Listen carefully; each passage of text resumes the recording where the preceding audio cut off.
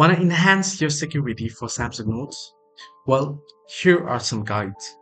To enhance the security of your Samsung Notes, you can utilize the built-in lock feature to protect individual notes with a password or fingerprint.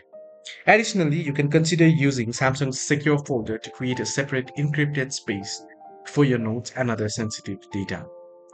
So you can open the note you want to secure, tap the three dots or more option and select the lock icon.